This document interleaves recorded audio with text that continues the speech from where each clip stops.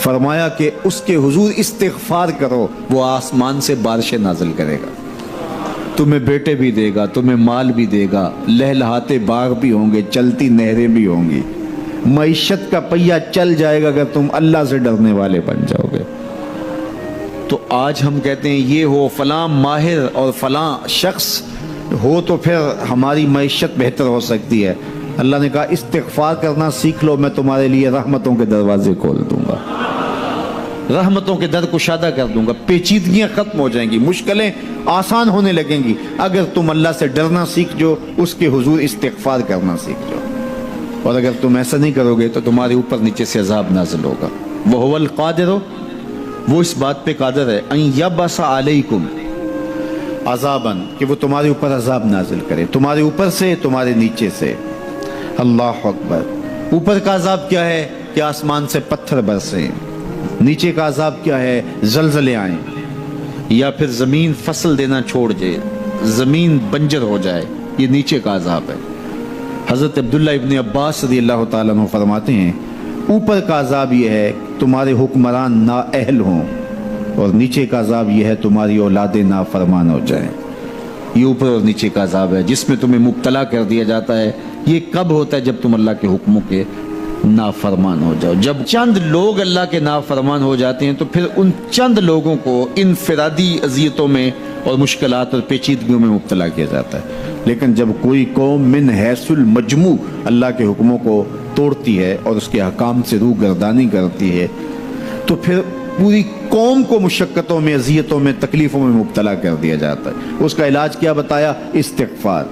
حضرت نوح علیہ السلام نے جو اپنی قوم سے کہا تمہیں مال بھی ملے گا، تمہیں دولت بھی ملے گی، تمہیں بیٹے بھی ملیں گے، سرسبز جو ہے وہ باغات بھی نصیب ہوں گے، ان کی شاخیں پھلوں سے لدی ہوئی ہوں گی، چلتی ہوئی نہریں اور برستی ہوئی بارش، ساون کے نچڑتے ہوئے بادل، اور ماحول کی خنکیاں اور خوبصورتیاں اور جمال اور لہلہاتے ہوئے سبزے، اور تمہارے اوپر ہر طرح کی عنایات برسیں گی اگر تم اللہ سے ڈرنا سیکھ جاؤ گے اور اللہ کے حضور استغفار کرنا سیکھ جاؤ گے، تمہیں خوشحال اور خوبصورت زندگی عطا کر دی جائے گی۔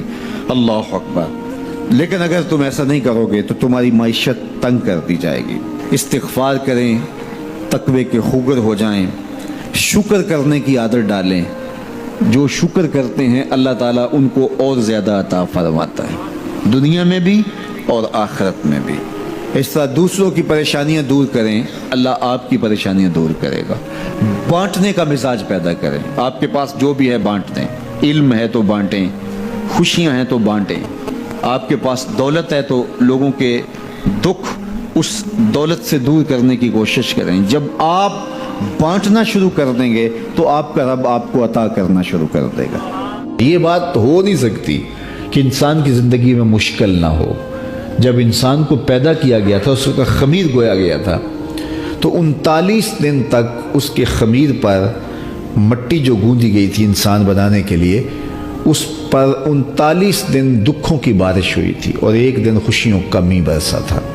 تو انسان کی زندگی میں خوشی اور غم اس تناسب سے ہیں۔ لَقَدْ خَلَقْنَا الْإِنسَانَ فِي قَبْضٍ، انسان کی زندگی مشقتوں کا مجموعہ ہے، حالات کی تلخیوں کے سے مقابلہ کرنا پڑتا ہے۔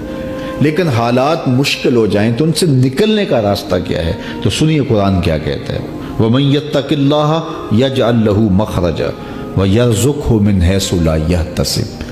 جو اللہ سے ڈرنے لگ جاتا ہے، تقوی اختیار کر لیتا ہے، تو پھر اللہ تعالیٰ جل شانہ اس کے لیے مخرج پیدا کر دیتا ہے، یعنی اس مصیبت سے نکلنے کے اللہ راستے دیتا ہے۔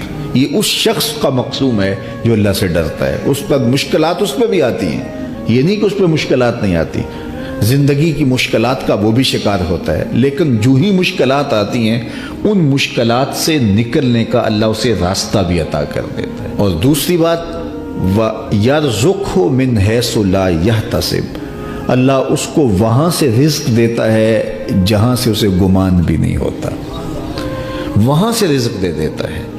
بندہ تو یہ کہتا نا کہ مجھے یہاں سے ملے گا، یہاں سے، ایک بندے کی منصوبہ بندی ہے، لیکن جو اللہ سے ڈرنے والا ہوگا اللہ اس کو وہاں سے رزق دے گا جہاں اسے گمان بھی نہیں ہوگا، خیال بھی نہیں ہوگا کہ یہ راستہ بھی حصول رزق کا ہو سکتا ہے۔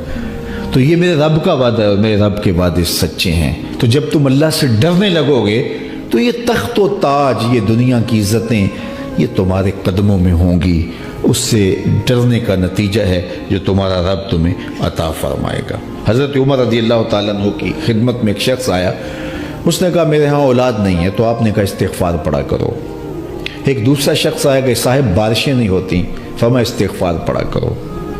تیسرا شخص حاضر خدمت ہوا اور کہا کہ ہمارے ہاں قحط کا عالم ہے. فرمایا کہ استغفار پڑھا کرو. تو کوئی پاس بیٹھا تھا، اس کے اٹھ کے جانے کے بعد کہا کہ مختلف لوگ مختلف سوال لے کر آئے اور آپ نے ایک ہی جواب دیا کہ استغفار پڑھا کرو. تو کہا میں نے اپنی طرف سے تھوڑا دیا، یہ تو میرے رب کا فرمان ہے.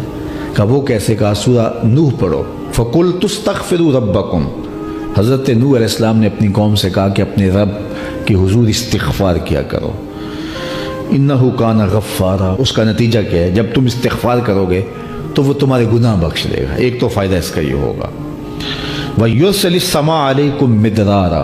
آسمان سے موسلادھار بارشیں بھی برسیں گے. وَيُمْدِدْكُمْ بِأَمْوَالٍ وَبَنِينَ. اور اللہ تمہیں استغفار کی برکت سے مالا مال بھی کر دے گا. وَبَنِينَ. اور تمہیں بیٹے بھی عطا کرے گا. وَيَجْعَلْ لَكُمْ جَنَّاتٍ وَيَجْعَلْ لَكُمْ أَنْهَارًا. تمہیں باغ بھی عطا کرے گا اور تمہیں چلتی ہوئی نہریں بھی عطا فرمائے گا.